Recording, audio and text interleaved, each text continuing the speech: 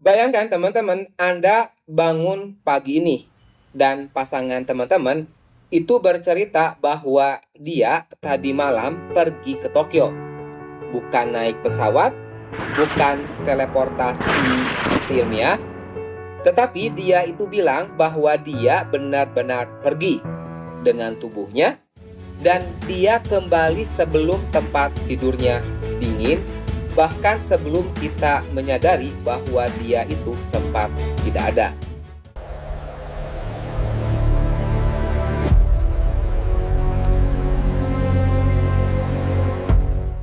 Tahun 621 Masehi, seorang pria di Mekah membuat klaim yang lebih gila dari cerita tadi, Muhammad bin Abdullah.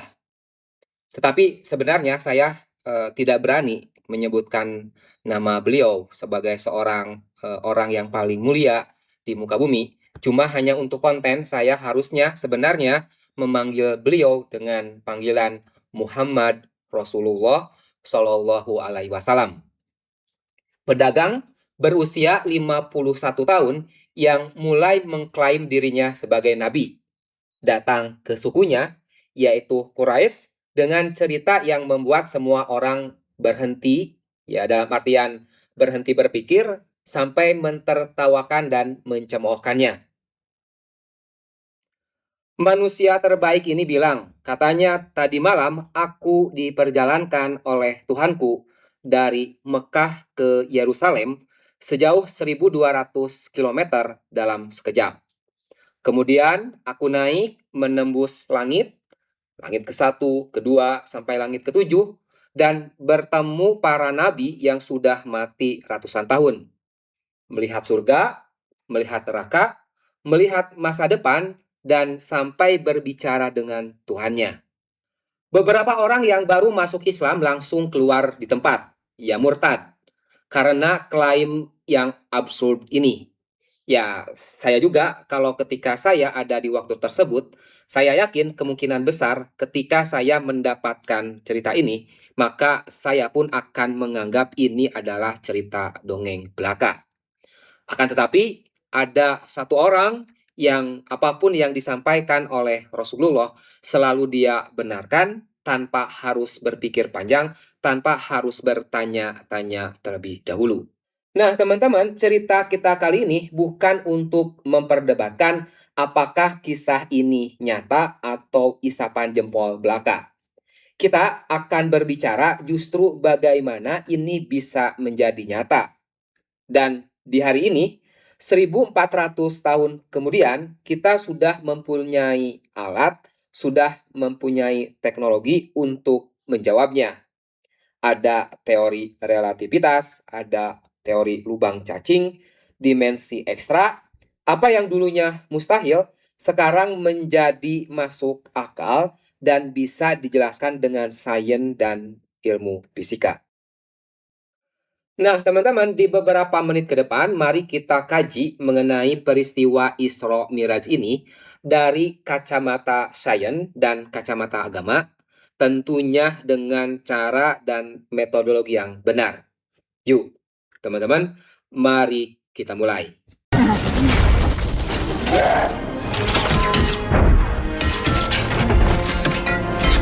All right, everybody, stand down.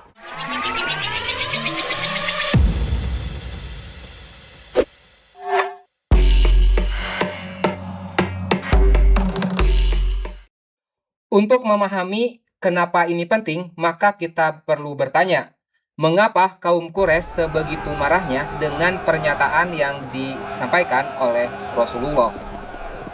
Kalau Nabi Muhammad pada waktu itu cuma bilang bahwa tadi malam ia telah mengalami mimpi yang aneh, saya yakin kaum Quraisy tidak akan marah, tidak akan mencemooh, bahkan tidak akan mengancam jiwa dan keselamatan Rasulullah. Ya, kita tahu mimpi aneh bisa dialami oleh siapa saja dan ini normal-normal saja. Tapi kita lihat bagaimana Al-Quran membuka cerita ini. A'udzubillahi minasyaitonirrajim. Subhanalladzi asro bi'abdihi lailam minal masjidil haram ilal masjidil aqsa. Nah, kata subhana atau maha suci Allah dalam ilmu bahasa Arab hanya dipakai untuk kondisi-kondisi atau hal-hal yang extraordinary, ya, kondisi mukjizat. Sebuah kondisi yang dapat melanggar hukum alam itu sendiri. Dan kata kedua yang sangat krusial adalah bi'abdihi, yang artinya dengan hambanya, bukan dengan ruh hambanya, bukan dalam mimpi hambanya. Kata hamba dalam Al-Quran selalu merujuk ke totalitas manusia, tubuh dan jiwanya sekaligus. Bahkan selama 14 abad ya, para ahli bahasa Arab dari segala aliran, Sunni, Syiah, bahkan yang skeptis sekalipun, mereka itu setuju kalau ini cuma mimpi. Tetapi Al-Quran akan menulis dengan jelas kalau itu mimpi. Ya, misalkan dalam mimpi, tetapi kan ini tidak. Ini klaim perjalanan fisik. Dan inilah yang saya rasa yang paling cemerlang. Orang-orang Quraisy yang skeptis pada waktu itu menantang Rasulullah. Mereka melontarkan sebuah pertanyaan yang benar-benar harusnya bisa membuktikan siapa yang benar, mereka atau Muhammad. Kalau kamu, kata orang-orang Quraisy, benar-benar pergi ke Yerusalem, coba deskripsikan bangunannya dengan detail. Kamu kan pernah ke sana atau tidak gitu ya. Nah, akan tetapi ternyata Rasulullah dapat menjawabnya dengan detail semua arsitektur yang ada pada bangunan di Masjidil Aqsa dengan akurat. Dan kapilah dagang yang baru pulang dari Yerusalem benar-benar mengkonfirmasi bahwa ucapan atau penjelasan Rasulullah itu benar.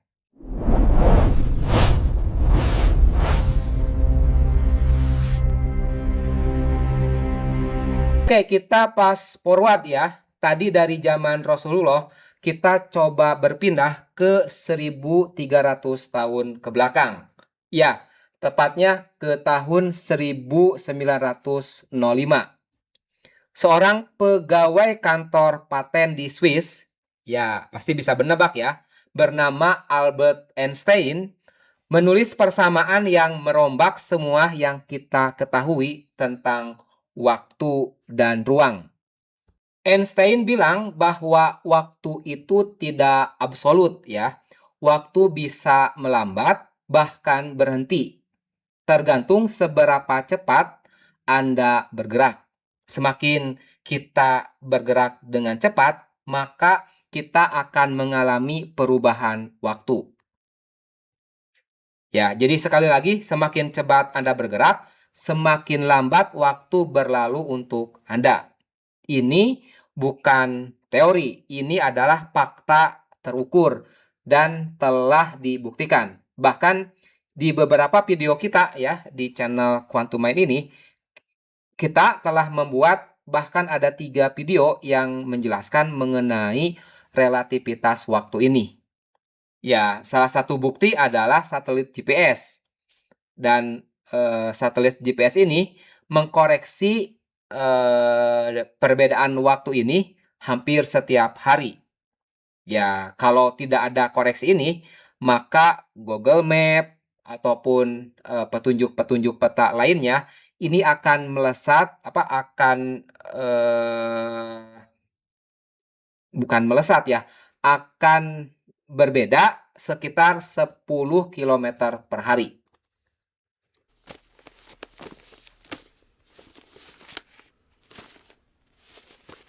Sekarang teman-teman coba dengar ini ya. Al-Quran 600 tahun yang lalu sebelum Einstein menulis mengenai relativitas waktu ini, dalam Al-Quran menyatakan malaikat itu naik kepada Tuhannya dalam sehari itu seperti lamanya 50.000 tahun untuk kita, ya. Ini kan mengisyaratkan, sehari itu, sebanding dengan, 50.000 tahun. Bagi siapa? Bagi kita manusia. Jadi pergerakan malaikat yang lamanya 1 hari, itu sebanding dengan, pergerakan atau waktu yang ditempuh oleh manusia selama 50.000 tahun. Dan ini literally adalah relativitas waktu. Nabi Muhammad itu tidak punya gelar kependidikan, ya. Dia tidak punya, degree, bahkan, degree yang berhubungan langsung dengan fisika. Dia tidak tahu apa itu teori relativitas. Tetapi beliau dapat mendeskripsikannya semua itu, fenomena yang baru bisa dibuktikan sekitar 13 abad kemudian. Akan tetapi teman-teman, Einstein punya teka-teki yang lain yang cukup sangat aneh, ya. Tepatnya di tahun 1935 bersama ilmuwan lainnya, yaitu Nathan Rosen, ia menemukan solusi aneh dalam persamaannya, ya. Dalam persamaan general relativitasnya, ini menemukan persamaan yang aneh, yaitu lubang cacing, sebuah shortcut untuk melintasi ruang dan waktu. Jadi teman-teman, bayangkan di alam semesta ini seperti kertas. Kalau teman-teman mau pergi dari titik A ke titik B, biasanya kan kita jalan atau membuat garis itu di permukaan. Tetapi bagaimana kalau kertas itu kita lipat? Titik A dan titik B itu bahkan bisa saling bersebelahan gitu ya. Bukan berada dalam jarak yang jauh, tetapi ternyata bisa ada You don't dalam move faster. jarak You yang fold sangat space. dekat. You just Dan step. ya Anda tidak perlu pergi cepat. Anda cukup melangkah saja. Apakah ini fiksi ilmiah? Ya, dulu mungkin iya.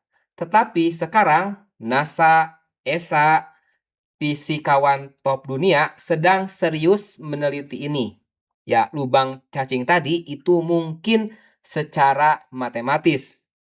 Masalahnya cuma satu, mereka tidak stabil. Nah, lubang cacing akan langsung runtuh begitu begitu ada materi masuk. Kecuali Anda punya exotic matter atau materi eksotik, materi dengan energi negatif untuk menahan tetap terbuka. Dan kita sampai saat ini belum bisa menemukannya. Sekarang coba kita kembali ke literasi dari agama Islam, ya, Al-Quran. Coba tebak apa yang Al-Quran sebut sebagai cara malaikat naik ke langit. Ya, Ma'arij, diterjemahkan sebagai tangga atau jalan naik. Tapi akar katanya yaitu ARJ, literari berarti passage atau pintu, sesuatu yang Anda lalui. Dari sini muncul sebuah pertanyaan yang sangat menggugah. Apakah Al-Quran mendeskripsikan atau menarasikan wormhole 1400 tahun sebelum Einstein menyampaikan?